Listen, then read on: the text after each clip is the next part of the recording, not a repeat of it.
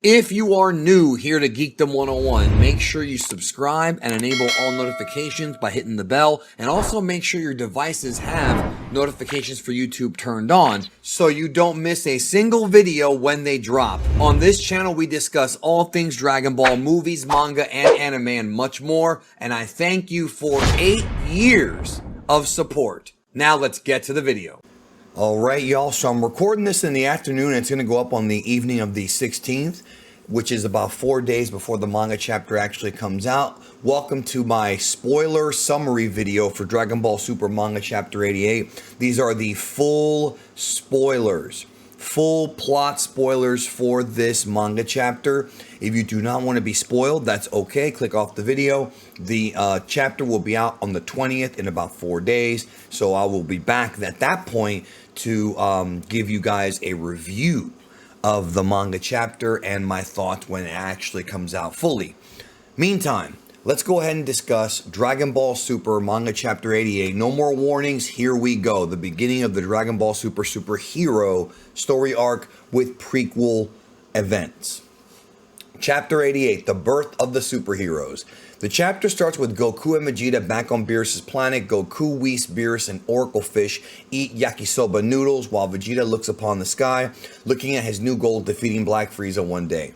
That is a great tie-in to the end of the Granola arc, which is what this prequel thing is supposed to do, is tie everything together. And then after this arc, we then will move forward with what's next after Superhero. In the meantime, we're going into the Superhero timeline. Meanwhile, on Earth, two mysterious masked men appear in the streets calling themselves the Cleanup Heroes, Saiyaman X1 and Saiyaman X2, to stop a jewelry store robbery. The robbers and civilians in there are surprised to see the heroes overturn the thieves' car. They begin to deliver their heroic lines in front of the people. Of course, we know that X1 and X2 are Goten and Trunks. Trunks is X1, Goten is X2. One of the thugs points a gun at the heroes, but X1 destroys the gun and puts it in the bag and gives it back to the thief. Then, the thieves charge them with knives, but X1 and X2 dodge them with ease. They finish it with a double kick and the thieves are down to the ground. Cleanup complete, say the two.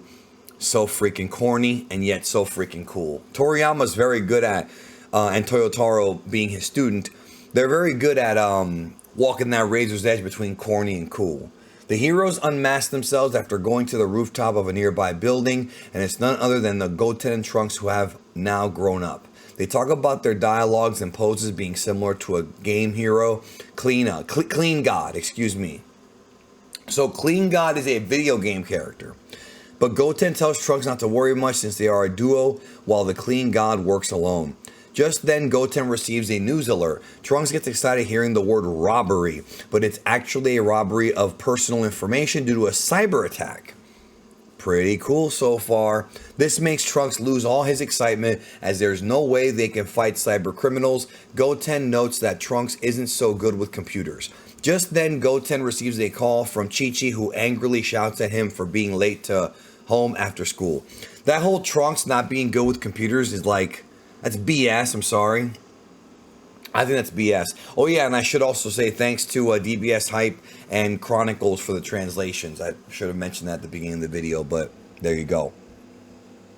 Both Goten and Trunks haven't told their families about hero activities, so Goten changes to his regular costume. Trunks warns them to have a wristwatch to switch costumes like Gohan did. Since they can't ask Bulma, he decides to ask Pilaf to make them instead. So Pilaf is a tech whiz more than Trunks. Trunks was born into Bulma's family and he's not a tech whiz. He's not good with computers. I don't think I like that.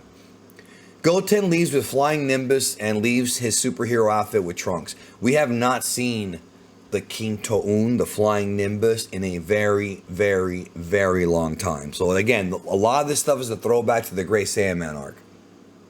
Great Saiyaman part of the Buu arc. Trunks lands on the other side of the street and wonders if he should change his outfit there or go home with the superhero outfit, since he can't risk any civilians to know about his secret hero identity. Of course, this is all major slice of life stuff, as you can tell. It's all like superhero stuff, which I'm in. It's a different pace of the previous arc. Trunks gets surprised to spot his grandparents at a nearby flower shop. He quickly puts on his helmet to not let them know about him.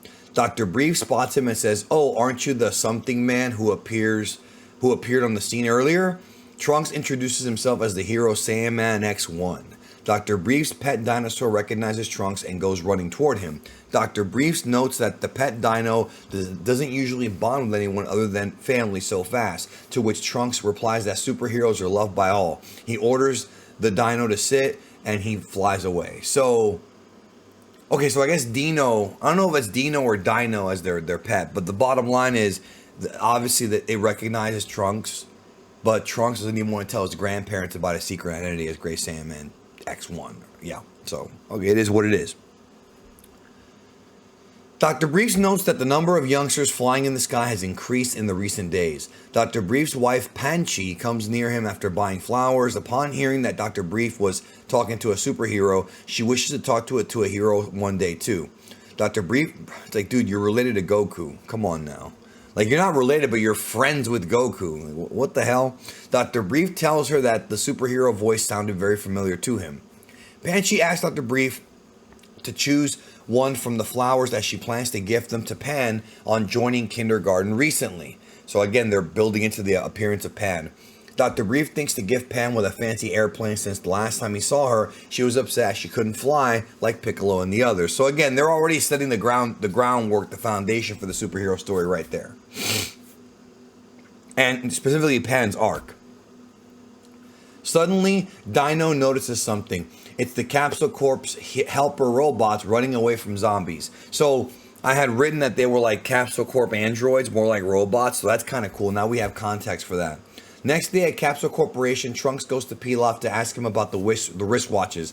Pilaf tells him that Trunks is ready and hands it over to him. Goten's will be done in a day's time. In return of keeping this a secret, Pilaf asks Trunks to keep the stealing of Dragon Balls a secret from Bulma. Trunks agrees and reminds him about his part of the deal, to which Pilaf says that he hasn't even told Shu and Mai about their hero activities. So he's trusting Pilaf, who tried to kill his mom at one point, but not his own mom. Man, times have changed, haven't they? Times have changed. So suddenly Bulma interrupts them from behind and asks why they're talking so secretly. Trunks gets surprised but manages to avoid the question. Bulma asks him if it isn't his school time. Trunks runs for his school but sees Mai and Shu pick up a heavy box and stops to help her. Oh yeah, because the Trunks Mai thing is still a thing. Shu asks Trunks to help him lift his boxes too, but Trunks ignores him and leaves after blushing and saying Mai goodbye. Bulma notices this. Okay. The Trunks and Mai thing's always been weird to me. That's always been a weird story because it was almost implied that she had a thing for him in Battle of Gods, even though she was a grown woman in a child's body, and that's weird. You know, I'm sorry, but that's weird, dude.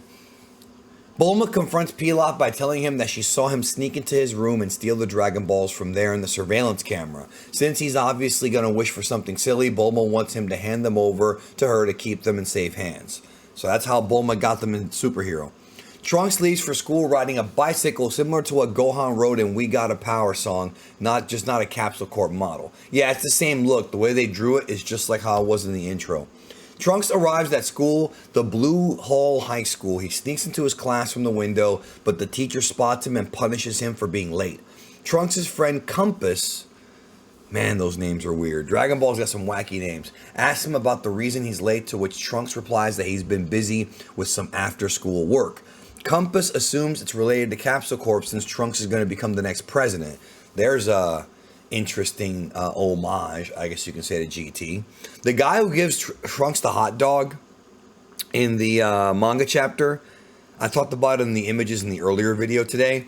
That dude was in the Goku Jr. special. So they have a lot of little homages and little, Easter eggs for GT fans.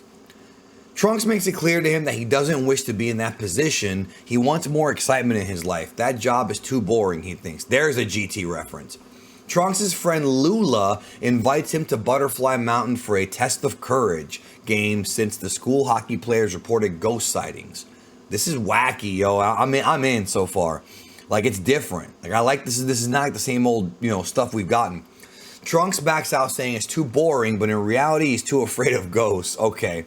After school, Trunks invites Goten to come over and play Clean God game. It's weird he's afraid of ghosts considering that he died in the Buu saga and got brought back to life. So, like, dude.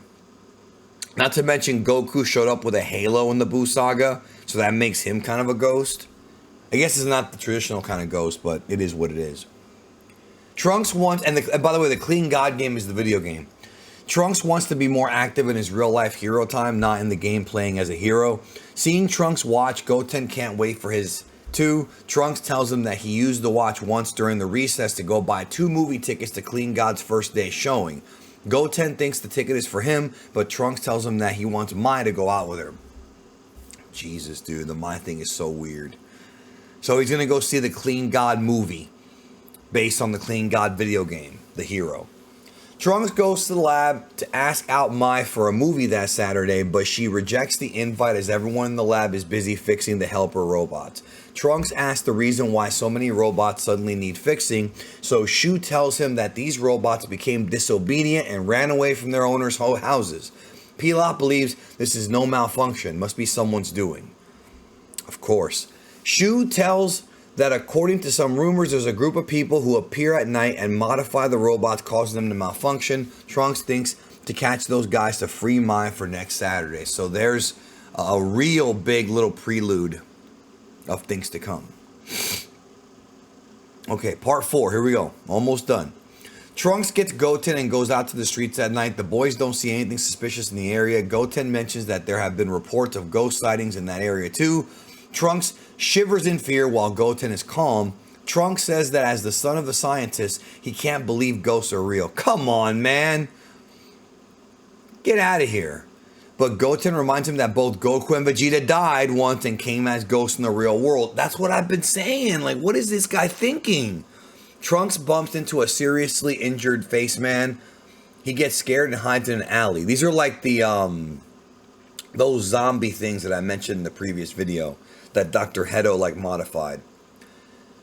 So yeah. Goten notices the seriously injured face man do something with a remote to an old man's robot. Trunks thinks he's wearing a mask to scare people. A car passes by the boys with bright lights blinding them. They suspect the culprit is inside the car, so they follow it. It leads them to the rumored Butterfly Mountain where ghosts are sighted the most. Trunks is scared. He wants to go home, but Goten wants to continue. Goten reminds him that solving this case would let Mai go on a movie date with him. Trunks overcomes his fear and is now ready to solve the case. What fear? Trunks and Goten find out that their helper robots were reprogrammed to work at their factory. You know what's dumb about this? Goten and Trunks have a move called Super Ghost Kamikaze Attack. But you're afraid of ghosts? Dog, you helped create them. Anyways, a heavily injured man in bandages notices intruders, but it's actually Trunks' friends. That's the guy who I thought was like a tribute to Mummy Man from Dragon Ball. The man in bandages grabs Compass by the neck. Trunks asks Goten to wait outside as he transforms into Saiyaman X1 and goes inside to save them. He arrives at the nick of time and saves Compass. The zombies gang up on Trunks, but he easily sends them flying. Trunks hits their leader with an upcycle punch, but he blocks it. He says his body has been modified to withstand a certain amount of impact. As Trunks is about to try out another one of his finishing moves, the watch times out. He loses his costume and his identity is revealed to his friends. Yeah, that was pretty cool when I read that in the pages earlier. Now it makes sense. Goten destroys the lights and takes away the schoolmates to safety, leaving Trunks behind. Goten tells him that it was those ghosts doing. They made them hallucinate into seeing Trunks as Saiyaman X1. What a cover-up, yo. That's like something you would learn from Mr. Satan. Back in the factory, Trunks defeats the leader by going into Super Saiyan. Trunks finds a safe. It was in a disc. It was a disc titled Dr. Garo. He takes it to home to check it later. Part 5. Final part right here. That's the disc that probably has the plans for the androids and, of course, Cell Max. Super Cop Krillin arrives at the spot. He was there as he got to a report from a nearby resident seeing moving corpses in the area. Trunks gets shocked in fear hearing moving corpses. Zombies. Krillin further informs them that recently many bodies were stolen from the mortuary. People who saw these dead bodies moving there reported to the station. Sometime later, Dr. Hedo returns to the factory at Butterfly Mountain. He notices all his Alpha soldiers knocked down to the ground. Alpha 12, the leader, gives him Trunks' school badge and says that a kid from the school did this. Ah, interesting. Dr. Hedo is pissed to see that Dr. Garo's disc is missing from his safe.